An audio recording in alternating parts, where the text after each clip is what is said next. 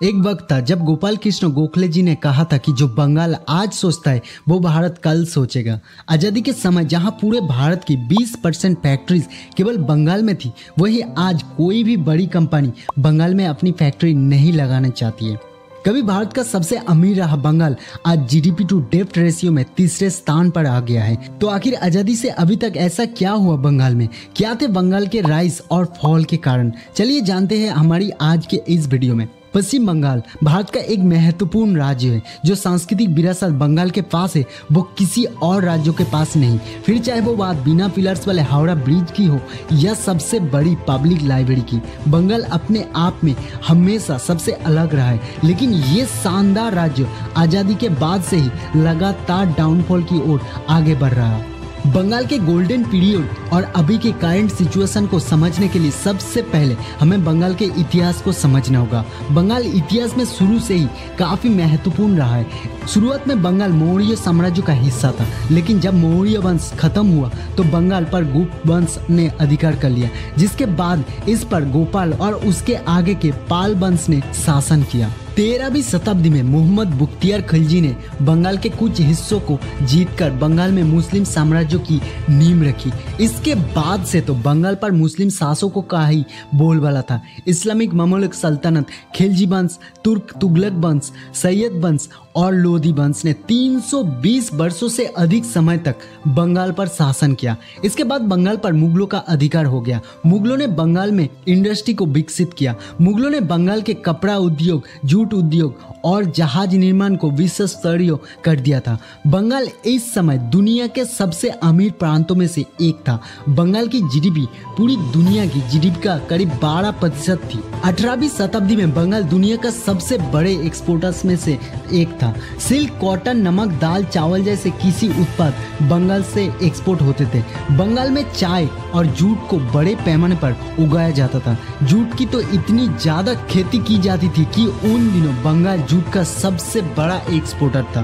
बंगाल के लोग खुशी खुशी अपना जीवन जी रहे थे और बंगाल अपने गोल्डन पीरियड पर था। 17वीं शताब्दी में जब अंग्रेजों ने भारत में अपना व्यापार शुरू किया तो वे भी बंगाल के महत्व को समझ गए। अंग्रेज बंगाल को ही सबसे पहले अपने अधिकार लेना चाहते थे। सन 1757 में बंगाल के नवाब सिराजुद्दौला और अंग्रेजों के बीच में पलासी का युद्ध हुआ, जिसमें अंग्रेजों ने सिराजुद्दौला को हराकर बंगाल को जीत लिया। यहाँ से अंग्रेजों ने बंगाल को लूटना शुरू किया और अगले 200 सालों तक ये सिलसिला चलता रहा। अंग्रेज बंगाल से जूट, कॉटन, सिल्क जैसे सामानों को ब्रिटेन एक्सपोर्ट करते थे और अपनी फैक्ट्री में बने हुए प्रोडक्ट को पूरी दुनिया में बेचते थे। लेकिन इस सब का कुछ फायदा बंगाल को भी हो रहा था। बंगाल व्यापार का केंद्र था, इसलिए अंग्रेज भी तेजी से बंगाल का विकास कर रहे थे। बंगाल में बहुत ही तेजी से नई नई फैक्ट्रियां लगाई जा रही थी। यहाँ तक कि सबसे ज्यादा रेल की पटरियां भी बंगाल में ही बिछाई जा रही थी और बंदरगाहों की क्षमता को भी बढ़ाया जा रहा था। जाहिर है कि अंग्रेजों ने ये सब बंगाल या उसके लोगों के लिए नहीं कर रहे थे।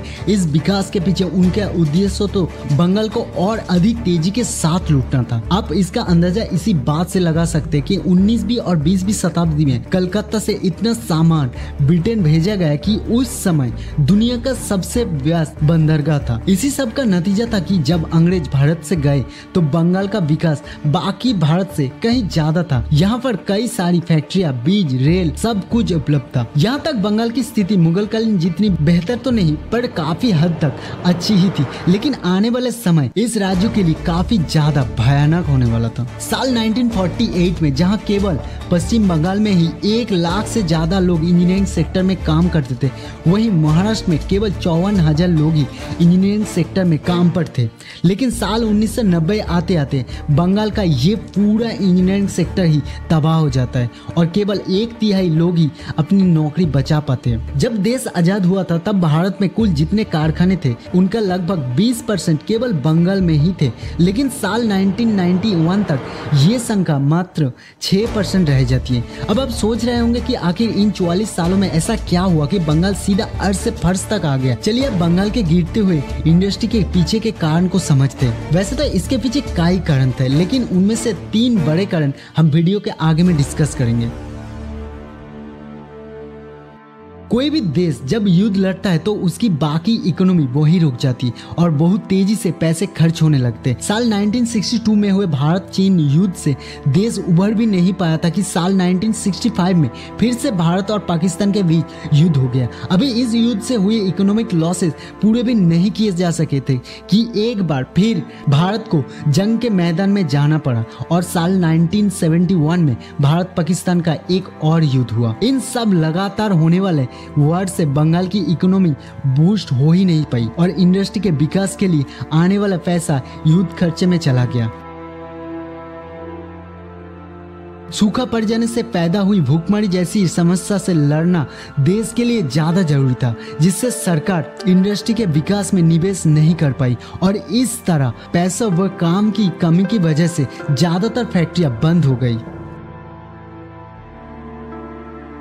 किसी भी राज्य और देश के विकास में उसकी औद्योगिक नीतियां एक बहुत ही महत्वपूर्ण भूमिका निभाती है। साल 1952 में भारत सरकार फ्रेट इक्वलाइजेशन पॉलिसी लाई थी, जिसमें भारत में कहीं भी फैक्ट्री लगाने पर भारत सरकार आपको कच्चा माल को फैक्ट्री तक ले जाने पर सब्सिडी दे रही थी, जिससे देश के हर राज्यों का विकास हो सके। लेकिन इससे होता यह है कि फैक्ट्रिया के मालिक अपनी फैक्ट्रियां महाराष्ट्र जैसी जगह पर लगाते हैं, जहां से एक्सपोर्ट करना आसान था, क्योंकि अब उन्हें कच्चे माल की फिक्र नहीं थी। बंगाल को उसके खराब राजनीतिक माहौल की वजह से इसका फायदा नहीं मिल पाया था। इमरजेंसी के बाद साल 1977 बंगाल में सीपीआईएम की सरकार आई। साल 1978 में सीपीआईएम एक नई औद्योगिक नीति लेकर आई, जिसमें साफ साफ लिखा था कि अब राज्य सरकार बड़े उद्योगों की जगह छोटे उद्योगों को समर्थन देगी। जिससे हुआ ये कि उस समय के जो उद्योगपति बंगाल में थे, उन्होंने भी अपना फैक्ट्रियां वहां से हटा ली। 1980 में केंद्र की कांग्रेस सरकार लिबरलिज्म को मानती थी और व्यापार को बढ़ाने के लिए नई नई नीतियां लाती थी, लेकिन लेफ्ट की बंगाल सरकार उनको ठीक ढंग से बंगाल में लागू नहीं करती थी। जिससे हुआ ये कि जिनको अपना नई फैक्ट्रियां लगानी थी, वो भी बंगाल छोड़कर ऐसे राज्यों में चले गए जहां की सरकार इंडस्ट्री का समर्थन करती थी। इससे ना तो अब बंगाल में पुराने उद्योग बचे और ना नए उद्योग लग पाए और बंगाल ने अपना वो शीर्ष स्थान को खो दिया। 33 सालों के बाद जब सीपीआईएम बंगाल की सरकार से बाहर हुई, उस समय तक कुल फैक्ट्री के उत्पाद में बंगाल का हिस्सा केवल 3.9% ही बचा था। साल 2011 में ममता बनर्जी की टीएमसी बंगाल में अपनी सरकार बनाती है, लेकिन बंगाल की हालत अभी भी जैसी की तैसी ही बनी हुई है। पिछले सरकारों द्वारा दिए गए छोटे उद्योगों का समर्थन की वजह से बंगाल के अंदर 2017 में करीब 52 लाख एमएसएमई थे। ममता सरकार ने एमएसएमई को आगे बढ़ाने के लिए जनवरी 2016 में स्टार्टअप बंगाल नाम की एक योजना शुरू की, लेकिन अप्रैल 2018 तक केवल 15 स्टार्टअप्स को इस योजना का फायदा मिल पाया था। आज भी बंगाल में राजनीतिक कारणों की वजह से वहाँ के माहौल खराब रहते हैं। सरकार बस एक दूसरे पर आरोप लगाती है, लेकिन इसका खामियाजा बंगाल की भोली भाली जनता को भुगतना पड़ रहा है और इन हालातों सुधर कब होगा ये कहना मुश्किल है। तो ये थी बंगाल के राइज एंड फॉल की कहानी। आपको वीडियो कैसी लगी हमें